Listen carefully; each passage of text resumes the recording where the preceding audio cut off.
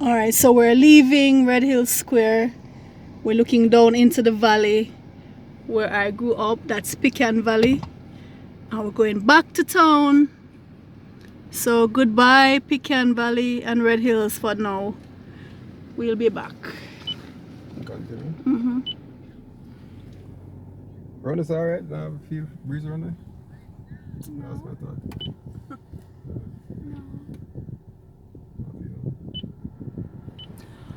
Oh my, so that's the old church, Red Hills Baptist Church. I remember that's the funeral home up on the hill, the gas station down below, and the funeral home still up there, Moore's Funeral Home. But where's the church? I think the church was demolished or something. That's the old graveyard. It seemed like they demolished Red Hills Baptist Church. I don't see any sign of it. So that's the new police station and the shopping center. To the left, we would be going to Red Hills Basic School. That's my old basic school. I don't even know if it's still there because the all-age school is no longer functioning. We now have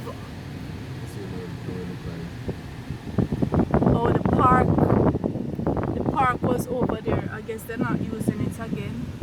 Seems very run down. What are you looking for?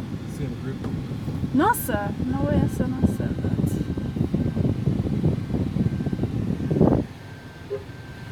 This used to be the center of attraction here. The shopping center was where it's at.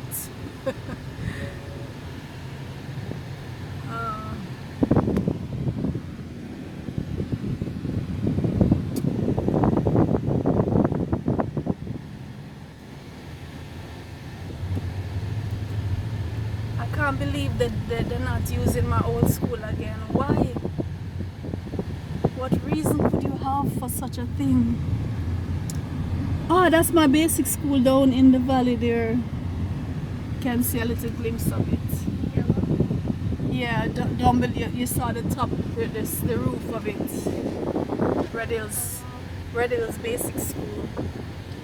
Alright, so we're heading back down the hill, so that's Mosquito Valley.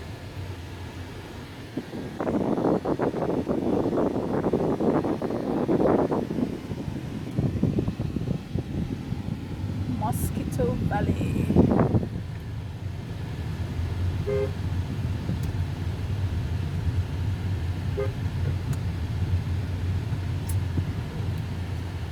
Boy, they should take better care of Lookout though. All of the trees and so on ruin the view.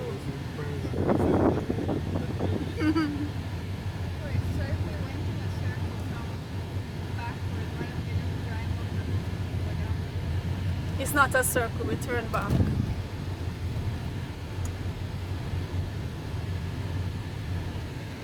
So we pass Lookout and you can still see, I mean this is in the night when you come up here and you see all those lights.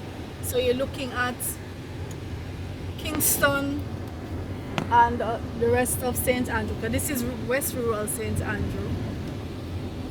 You're looking, yeah, but we're going to stop further down there. Where was the intersection? We're going to stop and Stop somewhere.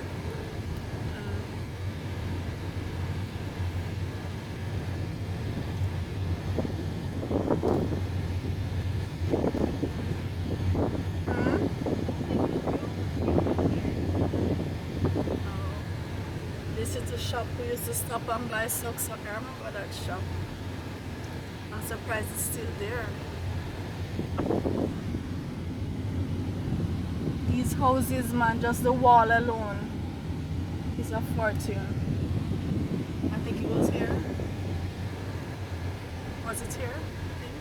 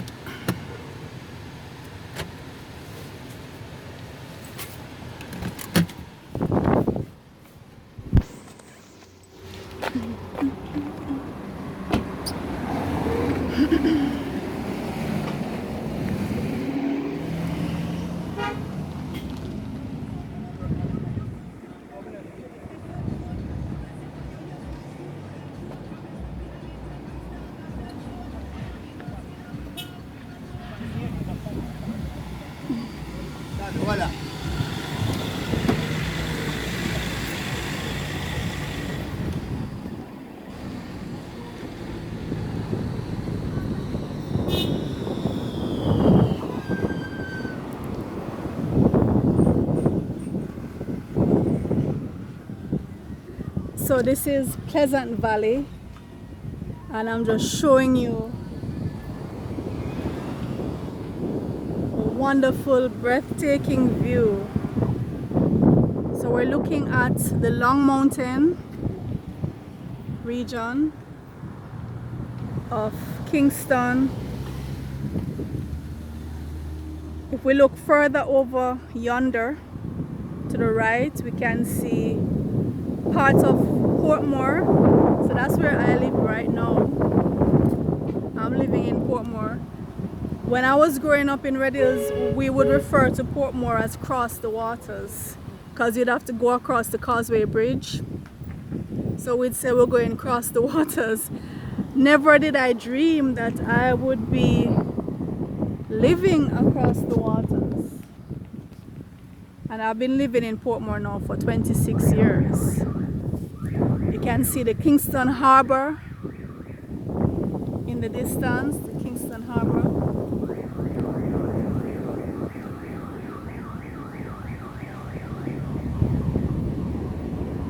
That's the Kingston Harbour. That's Portmore to the west.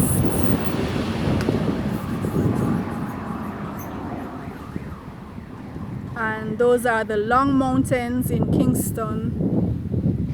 And further east we have the foothills of the Blue Mountains, the section that starts in St. Andrew. Alright, so we're going to continue with our journey back down the hill.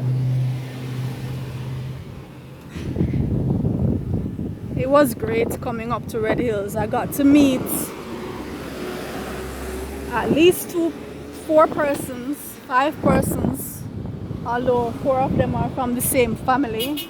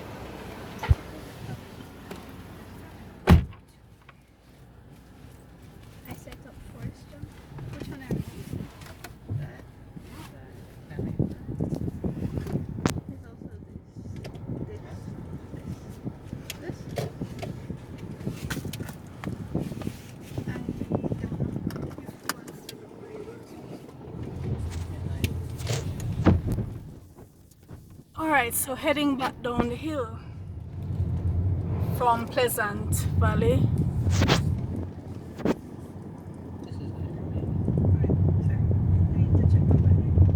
I must say the distance is much shorter than I remember it, but that is to be expected.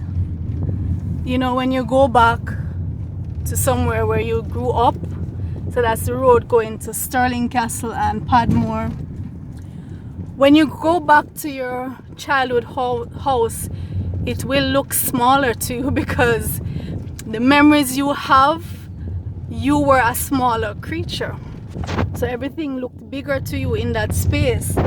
Now you're growing back as an adult, much bigger, much wider perspective is going to look smaller. So I guess the same applies to distance.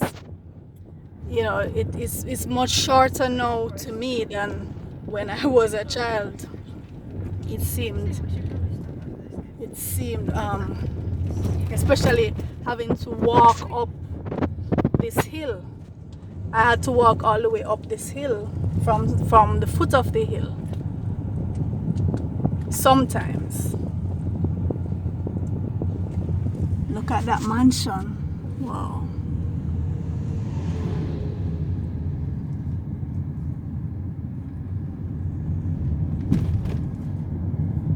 You know, as usual, wherever you have really affluent communities, you're going to have little sections where you have people living there who are not so well off. And I was in that category. So although I'm showing you all these mansions, I did not grow up in a mansion. The communities tucked in the little corners, if you would call them crevices, and then you have these huge stately homes, which is what Red Hills is famous for, affluent living. But even growing up in my little cottage, which has been demolished, we didn't feel poor at all. I certainly never felt poor, and I had a wonderful childhood. You can just go straight. Or you want to show me something? No. Alright, so lots of fruit trees, lots of rain, lots of sunshine, playing games with your friends, running through the bushes. I just spoke with one of the ladies I grew up with. I didn't have her on film because, you know, she wasn't prepared for that.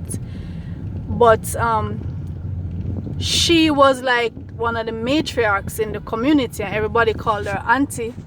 She was a baker, and I remember when she used to bake her stuff, and all the little children, dirty as we were, coming out from the bush, and we would gather around when she finished with the baking pan, this big baking pan, and we'd all sit on the ground and dip our finger and eat the batter.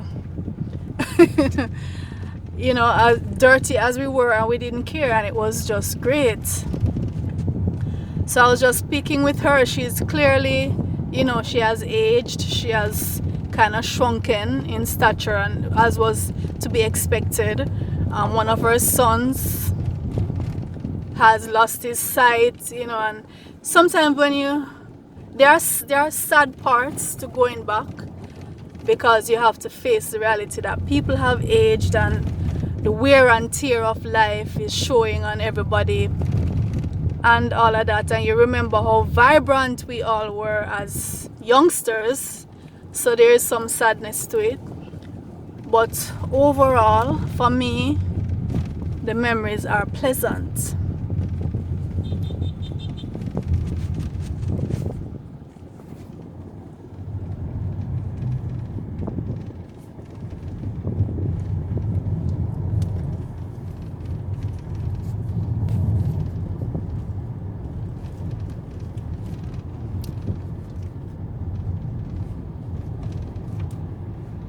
So I hope you enjoyed this little trip. If you know me at all, I'm always talking about this place. So it's good that I'm able to show you what I'm talking about, what I've been yapping about. I mean, it has changed clearly from when I grew up. The structures have changed, but the place is Red Hills, and it will always be Red Hills. And even though some of the things are no longer functioning, there are no relics like my old school, and my home is no longer there in structure, but it's there in my heart and always will be there in my heart. Some of the people are now long gone, some have died, most have migrated. Most of the people, the kids I grew up with, have migrated to the United States or Canada or England, and that was really that was the mindset of most persons growing up in the 80s. The main thing was to get out of here, to migrate, and so many of them worked and worked until they achieved that, and you can't blame them for that. That's what they knew, you know. So but for me, I have a different reality.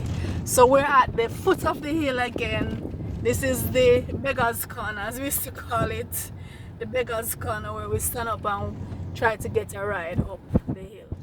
Alright, so I'm gonna close out now. Thank you for being with me on this journey. It was wonderful. I didn't plan it. A friend of mine just came today and said, you know what, let's go to Red Hills. You're always talking about Red Hills, let's go. And of course I was all in favor.